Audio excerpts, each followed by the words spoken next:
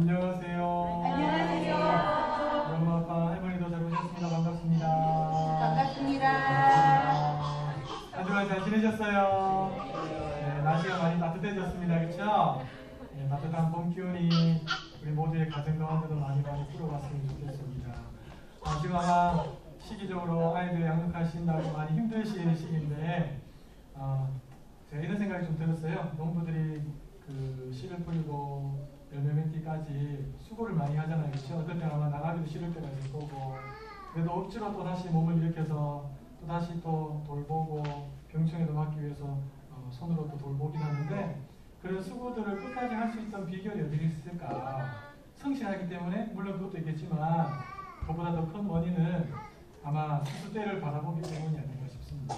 추수 때가 되면 그걸 다 거두어들여서 자식들 대학도 보내고 시집 장가도 보내고 그런 자금을 마련하기 위해서 내가 지금 이렇게 수고한다. 그것 때문에 아마 인내로 결실을 보는 데까지 나가는 것이 아닌가 생각합니다. 우리 육아로도 많이 힘드실 텐데 그런 기대감을 좀 가지고 우리 아이들 양육하시면 좋겠습니다. 우리 아이들은 단순히 저 눈에 보이는 좋은 열매 정도가 아니라 내성에서 잘만 키우면 이 한 시대를 책임질 만한 수많은 사람들을 선한 길로 인도할 만한 그런 위대한 하나님의 사람이 될 수 있다. 아멘도 없고 이런 기대감 가지고 하시면 조금 힘들어도 다시금 마음을 새롭게 해서 우리 아이들을 하나님 앞에 아름답게 세워나갈 수 있지 않겠나 생각이 듭니다. 자, 그런 의미에서 옆에 분들에 같이 한번 인사 한번 하겠습니다. 지난 한 주간 수고하신 거 제가 잘 알고 있습니다. 지난 한 주간 수고하신 거 제가 잘 압니다. 저도 그만큼 수고했습니다.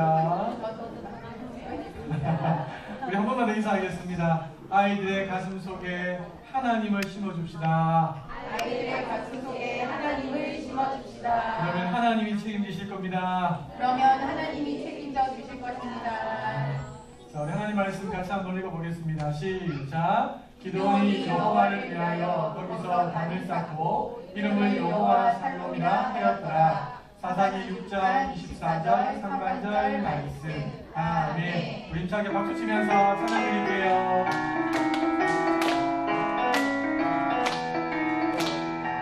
하나님 감사해요. 주님의 사랑 여전히 주시니 모든 것을 하나님 키우시고 또 이끄시고 도와주시는 것 하나님 감사해요. 하나님 감사해요.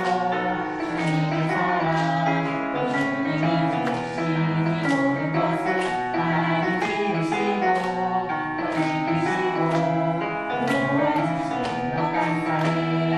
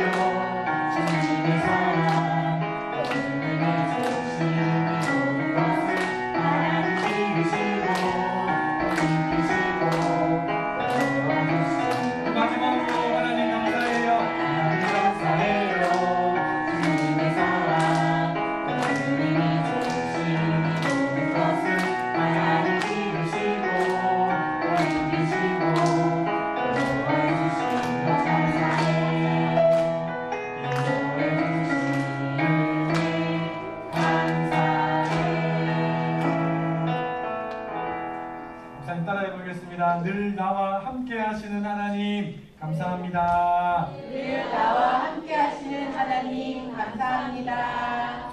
자, 어느 마을에 아주 큰 부자가 있었대요. 부자가 돈이 얼마나 많은지 우와 그림만 봐도 대단하다 그렇죠? 자, 그런데 우리는 생각하기를 돈이 많으면 부자가 되면 별로 근심도 걱정도 없이 늘 기쁘고 행복하게 살 것 같은데 이상하게 이 부자에게는 마음에 불안이 있고 근심이 있었어요. 그래서 아마 우리 옛날에 어르신들이 그렇게 말한 것 같아요. 천석군은 1000가지 걱정도 근심이 있고 만석군은요? 10,000가지 걱정도 근심이 있고 그래도 한번 부자 되고 싶으시죠? 네. 아무튼 이 부자가 불안과 근심이 마음에 가득히 있었는데 어떻게 하면 이 불안과 근심을 떨쳐버릴 수 있을까 고민하다가 이런 생각을 좀 하게 되었어요. 우리 동네 유명한 화가들을, 그림을 잘 그리는 사람들을 다 불러서 그 화가들에게 마음의 평안함을 줄 수 있는 그림을 좀 그려달라고. 그러면 그 그림을 보고 있으면 마음의 근심은 떠나가고 염려는 떠나가고 평안함이 임할 수 있겠구나라고 생각을 한 거죠. 그래서 이 화가들을 다 불러서 이렇게 말했어요. 제가 여러분들에게 돈을 많이 줄 거예요. 제 마음에 이 근심과 불안함들을 떨쳐버릴 수 있는 평안함이 담겨있는 그림을 그려준다면 전시회도 열어줄 거고 또 제가 상금으로 많이 줄 테니까 저를 위해서 한 달의 시간을 드릴 테니까 좀 그려달라 부탁을 했어요. 이렇게 이야기한 거죠. 자, 드디어 한 달의 시간이 지나서 작가들이 열심히 그림 가지고 전시회를 하게 됐는데요. 자, 이 부자가 전시회 문을 딱 열고 첫 번째 본 그림은 뭐냐니까 이 그림이었어요. 하늘은 푸르고 구름은 둥실둥실 떠가고 저 멀리 눈 덮인 산도 보이고 옆에는 꽃도 보이고 나무도 보이고 시냇물은 철철철철 흐르고 보기만 해도 마음이 평안함일 만한 그림이 딱 보이는 거죠. 그리고 주인 이 부자가 그 옆에 그림으로 또 가보니까요. 어떤 시골의 아주 아늑한 마을 그림이 보였어요. 그리고 또 옆에 가봤어요. 산속 깊은 곳에 개울이 흐르는 풍경도 있었고요. 또 아주 시냇가에 나무가 세워져 있고 또 초록색 풀들이 예쁘게 자라나 있는 풍경도 있었어요. 많은 그림을 이 부자가 둘러보다가 드디어 마지막 그림 앞에 서게 되었어요. 마지막 그림은 거대한 산에서 폭포수가 찰찰찰찰찰 흘러내리는 그런 그림이었는데요. 자, 근데 그림을 가만히 보니까 한쪽 구석에 새 한 마리, 로빈새라고 하는 새 한 마리가 둥지를 풀고 알을 품고 아주 편안한 모습으로 있는 그림인 거죠. 이 부자가 이 그림 앞에서 딱 멈추고 그래! 이 그림이야! 이러면서 이 그림을 낙점했어요. 그리고 이 그림을 그린 화가를 불러서 많은 돈을 줬어요. 주변에 있는 사람들이 물었어요. 아니, 이 그림은 그렇게 제가 보기에는 평안해 보이지 않는데 왜 이 그림을 선택하셨어요? 라고 물으니까 부자가 화가들에게 이렇게 대답했대요.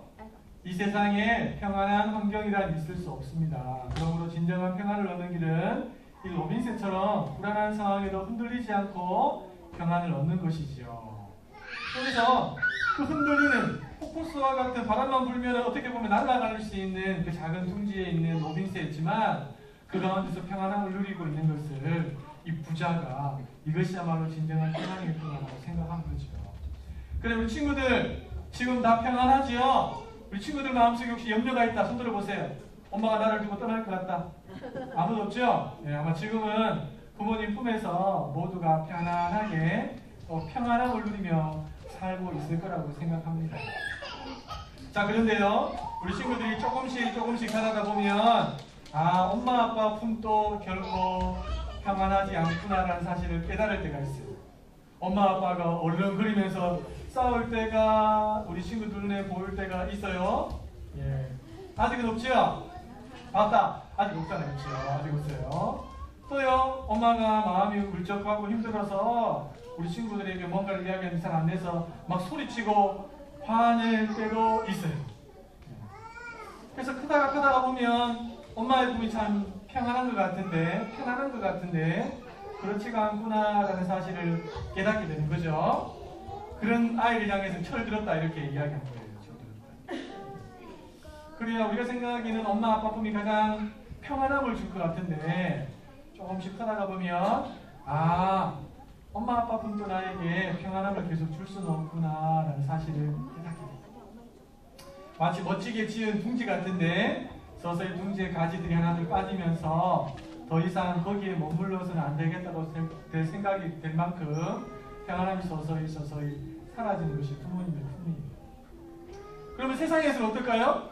세상에 아무리 좋은 곳에 여행을 가고 맛있는 걸 먹는다 할지라도 우리 마음속에 평안함을 잠깐은 줄 수 있을지 모르겠지만 계속해서 줄 수 없습니다. 그럼 어떻게 하면 이 평안함을 얻을 수 있을까? 바로 우리 예수님의 품 안에 꼭 안겨요.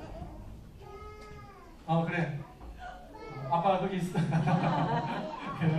우리 예수님께서 이런 말씀을 하셨거든요. 한번 같이 우리 어머니들께서 읽어주시겠어요? 시작. 평안을 너희에게 끼치노니 곧 나의 평안을 너희에게 주노라. 내가 너희에게 주는 것은 세상이 주는 것 같이 아니하니라. 너희는 마음에 근심도 말고 두려워하지도 말라. 네, 예수님께서 우리에게 평안을 주신다고 하시는데 이 평안은 세상이 우리에게 주는 평안하고는 다른 평안이죠. 자, 그럼 어떻게 하면 예수님이 주시는 평안을 내가 받을 수 있을까? 간단해요. 네, 첫 번째는요, 평안을 주시는 예수님, 십자가에서 나의 죄를 사하기 위해서 피와 물을 다 쏟으시고 죽으신 예수님, 3일 만에 부활하신 그 하나님의 아들, 전능하신 하나님이신 그분을 나의 마음의 주인으로 모시고 살아갑니다. 그러면 그분이 우리의 마음속에 평안함을 주십니다. 다른 말로 하면요, 운전대에 예수님 옆에 앉아있는 게 아니라 예수님께 운전대를 맡겨드리고 내가 옆에 앉아있는 거예요. 예수님이 이끄시는 대로 순종하면서 감사하면서 살아간다면 우리 예수님이 우리 마음속에 이 평안함을 가득 기뻐해 주십니다. 소망합니다. 우리 친구들 일찍부터 엄마 아빠 말씀을 통해서 또 성경을 통해서 목사님들이 주는 말씀을 통해서 예수님을 마음의 주인으로 모셔드리기를 소망합니다. 아멘. 그 예수님의 인도함을 따라서 살아서 늘 마음의 평안함들을 누리고 또 주변의 많은 분들에게 그 평안함을 주시는 예수님을 사랑하며 살아가는 우리 영화 3부 친구들 다 되시기를 예수님의 이름으로 축복합니다. 아멘. 예수님의 이름으로 축복합니다. 아멘. 자, 부모님들과 함께 말씀을 나눠봅시다. 자, 성경에 하나님은 어떤 분이신가? 오늘 드디어 10번째 우리 하나님에 대해서 살펴보도록 하겠습니다. 자, 우리 다시 한 번 더 복습 한번 해보도록 하겠습니다. 첫 번째 하나님은 어떤 분이시죠? 지극히 높으신 하나님. 우리가 믿는 하나님은 시시한 분이 아니라 지극히 높으신 하나님, 엘온 하나님이십니다. 두 번째 하나님은요, 주인이신 하나님이세요. 이 세상의 모든 것을 만드시고 지금도 운행하시고 다스리시는 주인이신 하나님이십니다. 그렇죠? 세 번째 하나님은요, 감찰하시는 하나님이라고 해서 엘로이 하나님이십니다. 감찰하시는 하나님은 세 가지를 감찰하신다고 그랬어요. 고마행 기억나십니까? 우리가 겪고 있는 고난을 감찰하시고 우리의 마음을 감찰하시고 우리의 모든 행위를 감찰하여서 익히 아신다고 그랬어요. 왜 감찰하실까요? 우리를 감시해서 벌 주려고 아니에요. 우리를 감찰하시는 이유는 우리를 도와주기 위해서, 우리를 위로해주기 위해서 하나님 우리를 감찰하세요. 자, 네 번째 하나님은 어떤 분이신가요? 영생하시는 하나님, 엘올람 하나님. 영생하신 하나님은 우리에게 영생을 주시는 하나님이다 라고 말씀을 드렸죠. 아브라함이 영생하신 하나님의 이름을 주고 난 다음에 창세기 22장으로 넘어간다고 했는데요, 22장에 가면 준비하신 하나님 여호와 이레가 나옵니다. 아브라함이 하나님의 말씀을 듣고 아들을 번제로 기꺼이 제단에 올려놓고 잡으려고 했던 이유가 뭐냐니까 영생하시는 하나님에 대한 신앙의 고백이 있었기 때문에 하나님이 그것을 테스트하기 위해서 아브라함에게 이삭을 바치라고 했고요. 결국에 하나님이 바치려고 하는 그 순간에 멈추게 하시고 하나님이 순양을 준비해 주셔서 대신 바쳐지게 했어요. 그렇죠? 그리고 그 순양이 훗날 우리가 죽어야 되는데 우리 대신 죽게 하신 예수 그리스도, 우리를 위해서 준비하신 예수 그리스도, 하나님께서 준비하신 최고의 선물이라는 말씀을 드렸습니다. 자, 여섯 번째 하나님은 어떤 하나님입니까? 전능하신 하나님, 엘샤다이 하나님이십니다. 모든 것이 가능하신 하나님, 99세 된 아브라함에게 찾아오셔서 네가 이맘때 아들을 낳을 것이다. 110대 아들을 낳는다고 불가능하죠. 하나님, 제 아내가 90인걸요. 그래도 하나님은 불가능을 가능케 만드시는 전능하신 하나님, 엘샤다이 하나님. 자, 일곱 번째 하나님은요, 치료하시는 하나님, 여호와 라파 하나님이십니다. 우리 아이들 아플 때, 힘들 때 하나님 제 마음을 치료해 주세요. 여호와 라파 하나님, 제 아이의 연약한 육신을 만져주세요. 모든 열을 일으키는 균들이 다 예수의 보혈 피에 덮여져서 사라지게 해주세요. 그러면서 약도 먹이고 함께 기도하고 여호와 하나님, 라파 하나님을 의지하라고 말씀을 드렸어요. 자, 그 다음에 승리 있게 하신 하나님, 여호와 니시, 아말렉과의 전투, 르비딤에서 있었어요. 그렇죠? 막 전투할 때 여호수아는 군인들을 이끌고 나가서 전쟁하고 모세는 뭐 했다고 했어요? 뒤로 빠졌어요. 그렇죠? 약속하게 숨어 있었던 게 아니고 산에 올라가서 두 손을 들고 하나님께 기도했다고 했어요. 그렇죠? 기도의 손이 점점 내려오니까 이스라엘이 지고 다시 힘을 내서 기도의 손 올리니까 이스라엘이 이기기 시작했어요.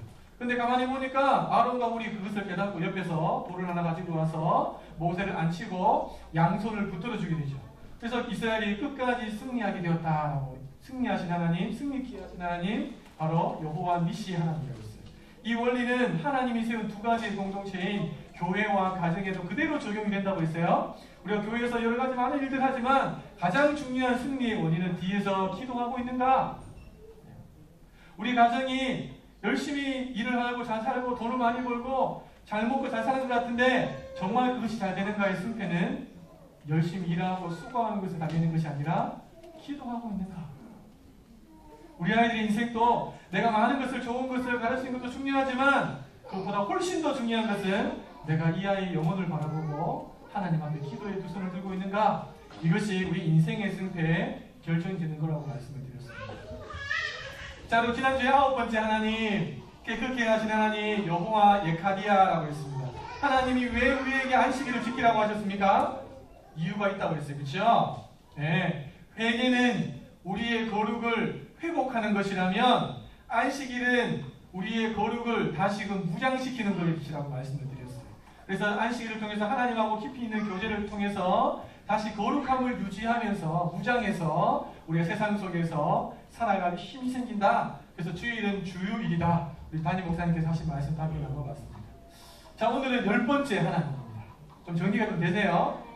이런 하나님에 대한 분명한 지식만 갖고 있어도 우리의 믿음이 탄탄해집니다. 자, 10번째 하나님은요, 평강을 주시는 하나님 여호와 샬롬입니다. 한번 따라해 보겠습니다. 평강을 주시는 하나님, 평강을 주시는 하나님 여호와 샬롬. 여호와 샬롬. 옆집이랑 같이 한번 인사하겠습니다. 샬롬. 샬롬. 네, 우리 하나님 어떤 분이시냐면요, 우리에게 평강을 주십니다. 자, 오늘 기도원 이야기를 좀 하려고 합니다.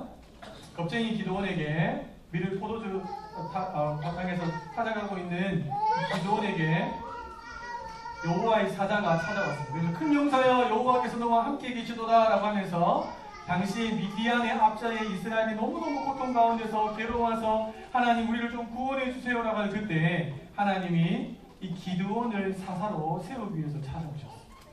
기드온이 정말 나는 너무 연약하고 우리 집안도 연약하고 난 아무것도 할 수 없는데 왜 나를 찾아왔냐고 그렇게 이야기하지만 너를 통해서 하나님이 기뻐하십니다. 기도원이 이제 하나님을 시험하면 테스트합니다. 그렇죠? 양털을 가지고 와서 여기만 물을 먹게 해주십시오. 나중에는 양털 말고 여기만 물을 먹게 해주십시오. 두 가지 테스트를 다 거쳐서 테스트까지 끝났어요. 그러고 난 다음에 당시 정말 여호와의 사자면 내가 당신께 드릴 것이 있는데 잠깐만 여기 있어 보라고 하고 뭔가를 준비해 와갖고 딱 올려놓으니까 여호와의 사자가 지팡이를 가지고 딱 가르치자마자 불이 확 붙었어요. 그때 이 기드온의 눈이 딱 내린 거죠. 그러면서 이 기드온이 뭐라고 말했냐면 아하 내가 죽게 되었다. 왜냐하면 내가 여호와의 사자를 받기 때문에. 당시 아마 이스라엘 백성들의 마음속에는 하나님을 대면하여 보면 죽는다라는 그런 인식이 팽배했던 것 같아요. 그래서 아마 기드온이 그런 두려운 마음으로 내가 못 볼 것을 봤다. 내가 이제 죽게 되었다. 근데 문맥으로 따져보면 죽을 게 아니고 기드온을 하나님께서 사사로 세우기 위해서 찾아오신 건데 그렇죠? 아무튼 기드온이 그런 두려운 마음, 염려의 마음, 근심의 마음이 가득히 그 마음속에 밀려왔어요. 그러자 그 다음 구절에 보면 여호와께서 이번에는 여호와의 사자가 아니라 여호와께서 이 기드온에게 뭐라고 말씀하시냐면 이렇게 말씀하십니다. 너는 안심하라. 두려워 말라. 죽지 아니하리라. 너는 안심하라. 두려워 말라. 너는 죽지 아니할 것이다. 이렇게 말씀을 해주시는 거예요. 이 말씀을 듣고 이 기드온이 마음에 평강이 옵니다. 그리고 기드온이 그곳에다가 단을 쌓고 하나님을 예배하는데요. 그때 불렀던 이름이 뭐냐니까 여호와 샬롬. 하나님은 나에게 평강을 주시는 분이십니다. 라는 고백을 여호와 샬롬으로 이렇게 고백을 했습니다. 사랑하는 우리 부모님들, 하나님 우리에게 평강을 주시는 분이신 줄 믿습니다. 하나님은 우리를 향해서 갖고 계시는 것이 생각이 재앙이 아니 한번 이런 마음을 품으시는 분이 아니라 하나님 우리에게 평강을 주시기를 하시고 또 장래에 소망이 있게 하기 위한 분이 우리가 믿는 하나님이세요. 하나님에 대해서 오해하시기 때문에. 자, 같이 한번 읽어보겠습니다. 시작. 예수님을 안다고 평안이 임하는 것이 아닙니다. 예수님을 나의 구원자로 주인으로 믿어야 합니다. 구체적으로 내게 주어진 모든 상황이 그분이 허락한 상황이고 또 그분의 선하신 손이 나를 붙들고 있다고 믿을 때 임합니다. 그래, 지식적으로 예수님은 그렇지 구원자지 라고 알고 있는다고 해서 그 사람 마음속에 평안이 임하는 거예요. 아까도 잠깐 말씀드렸지만 내 인생의 핸들을 그분의 손에 맡겨드리는 거죠. 구체적인 삶의 순종의 모습들이 드러날 때 그제서야 이 평안함들을 누리면서 살아갈 수 있다는 거죠. 근데 대부분의 사람들은 거꾸로 생각합니다. 지금 나에게 주어진 이 힘든 상황, 하나님 관계없는 것 같아. 그런 생각합니다. 또요, 하나님의 손이 나를 붙들고 있는 게 아니라 하나님 나를 향해서 손을 놓으신 거다. 그렇게 생각합니다. 아마 우리 부모님들 중에 지금 육아 때문에 너무 힘드신 분들이 그렇게 생각할지도 모르겠어요. 한번 따라해보겠습니다. 지금의 상황도 하나님이 허락하신 상황입니다. 하나님이 허락하신 상황입니다. 육아로 힘든 여러분을 하나님께서 지금 붙들고 계세요. 이걸 믿으시오. 어떤 고난과 역경이 찾아온다 할지라도 폭포수와 같이 강력한 물이 쏟아지고 또 바람이 한번 쌩 하고 불면 그 둥지가 날아갈 것 같은 그런 위기 상황이 온다 할지라도 하나님이 허락한 상황이고 하나님이 이 상황 속에서 나를 붙들고 있다고 믿으면 평안입니다. 여러분 믿음의 선진들 한번 보세요. 요셉을 한번 보세요. 요셉이 보디바리 집에 딱 끌려갔어요. 그 인생에 있어서 얼마나 큰 태풍의 소용돌이 가운데 있는 상황입니다. 그렇다고 그가 인생을 포기했나요? 형들에게 미움받아서 팔렸다고? 아니에요. 하나님이 나에게 허락한 상황이에요. 그러면서 그 자리에서 자기가 할 수 있는 최선의 것들을 다 했어요. 왜요? 하나님 나를 붙들고 계시고 나를 지켜보고 있다는 믿음이 있습니다. 요셉만 그랬습니까? 아니요. 다니엘과 세 친구도 그랬어요. 나라가 망했어요. 전쟁을 통해서. 포로로 끌려갔어요. 바벨론에. 그 젊은 나이. 모든 것이 끝났잖아요. 그렇죠? 그러나 그 중에서 이 바벨론의 왕이 그들을 뽑아내어서 훈련시켜서 나라를 더 크게 다스리게 하려고 하는 그 모든 과정들 속에서도 하나님이 허락한 상황이고 하나님의 손이 나를 붙들고 있다고 믿은 거죠. 여러분 다윗도 그랬어요. 다윗이 잘 나갈 때만 그런 게 아니라 사울이 눈을 벌겋게 뜨고 다윗을 죽이려고 10여 년 가까이 쫓아오면서 광야에 있던 다윗이 뭐라고 생각하지 아세요? 하나님이 허락한 상황. 하나님의 손이 나를 붙들고 계시오. 이 믿음이 없었다면, 이 믿음을 통해서 오는 평강이 없었다면 그 누구도 그 두려움에 그 염려와 걱정의 사람들을 헤쳐나갈 수 있는 상황이 없었습니다. 그래서 우리도 이 믿음으로 무장해야 된다는 거죠. 여러분 사도 바울이 가장 힘들 때가 언제였을까요? 저는 복음을 전하다가 감옥에 갇혔을 때였습니다. 지금 우리가 생각하는 감옥하고 완전 차원이 다른 거예요. 요즘 감옥은 뭐 따뜻한 밥 다 주고 그렇죠? 뭐 TV도 나오고 씻을 수 있는 거 다 있고 속옷도 다 주고 뭐 매트리스도 있고 아무튼 뭐 제 같은 사람들이 들어가면 굉장히 좋아할 것 같아요. 가만히 있는 거 좋아하는 사람, 뭘 다니는 거 별로 안 좋아하는 사람이 가면 막 에너지 충만해서 나올 것 같아요. 물론 좀 답답한데. 근데 다윗이 바울이 가졌던 감옥은 그런 감옥이 아니에요. 끔찍한 곳입니다. 그런데 다윗이 자기를 가두었던 그 감옥 안에서 기쁨이 충만했고요. 또요 하나님의 평강이 충만했습니다. 그리고 오히려 감옥에 있던 바울이 바깥에 있던 빌립보 성도들 향해서 염려하면서 편지를 씁니다. 그게 바로 빌립보서입니다. 그 빌립보서 안에 보면 예수님께 받았던 그 평강을 계속해서 누릴 수 있는 방법 두 가지를 사도 바울이 소개하고 있습니다. 목사님, 우리 예수님 믿으면 인생의 주인으로 모셔드리면 우리 마음에 평강이 임하는 거 아닙니까? 세상에 주는 것 같은 평안이 아니라 주님께서 주시는 평안이 임하지 않습니까? 맞습니다. 임합니다. 그럼 그게 계속 가야 되는데 계속 갑니까? 아니요. 생활의 염려와 또 이런저런 인생의 문제와 또 내 안에서 끊임없이 일어나는 죄의 본성들이 올라오면서 육신의 소욕과 성령의 소욕이 부딪히면서 평안함이 사라질 때가 더 많아요.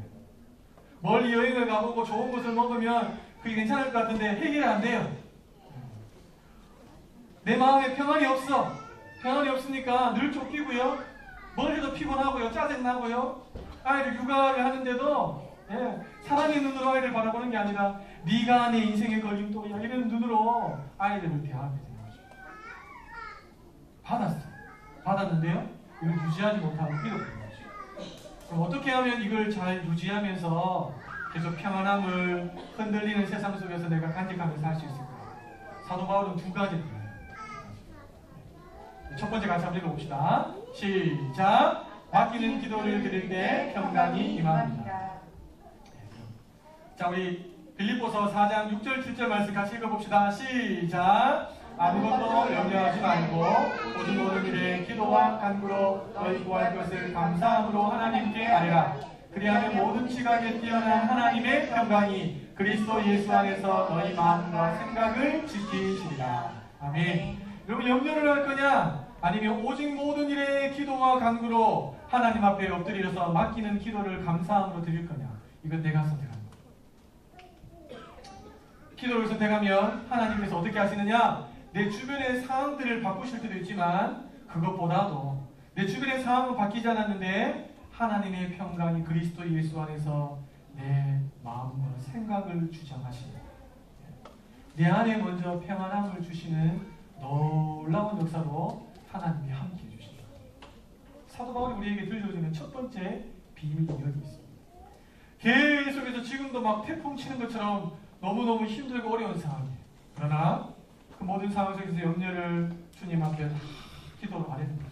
감사로 아뢰는 거죠. 하나님 더 좋게 만들어 주실 줄 믿고 감사합니다. 회복시켜 주실 줄 믿고 감사합니다. 그랬을 때 하나님의 평강이 그리스도 예수 안에서 내 마음과 생각을 지켜줍니다. 할렐루야. 아멘. 그러니까 기도의 끈을 놓는 순간 우리 안의 평강도 사라지는 겁니다.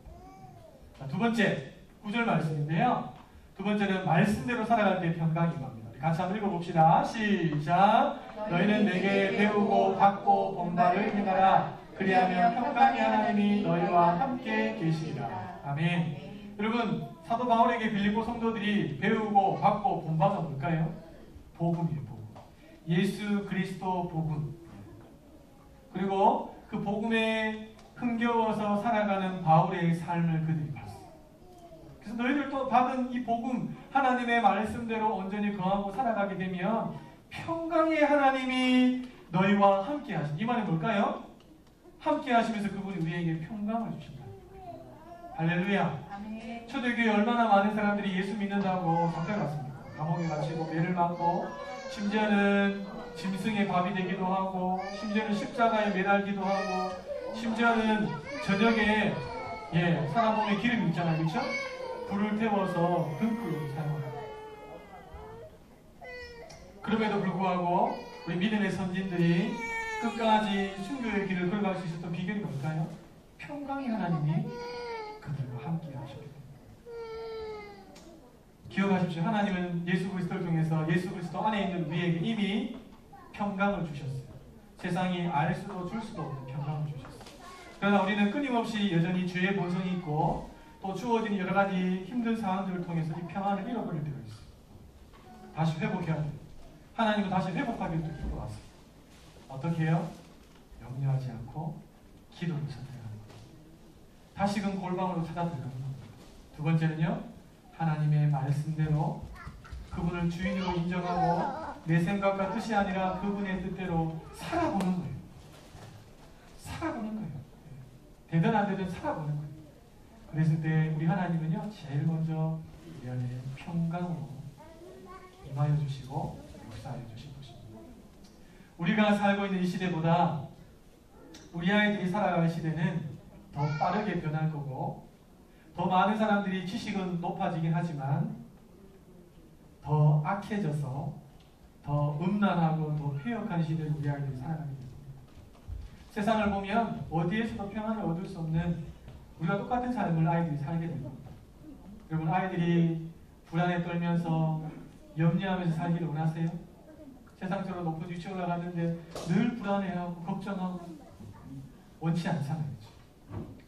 우리 아이들이 평강의 하나님하고 동행해야 되지 않겠습니까? 하나님의 평강이 아이들의 마음에 부어져야 되지 않겠습니까? 그러려면 어떻게 해야 될까요? 예수 그리스도를 소개하고 또 기도의 삶으로 본을 보이고 더 나아가서 바울이 빌립보 교회 성도들 향해서 이야기했던 것처럼 부지런히 복음의 비밀을 가르치고 주고 본받으려 행한다고 했습니까?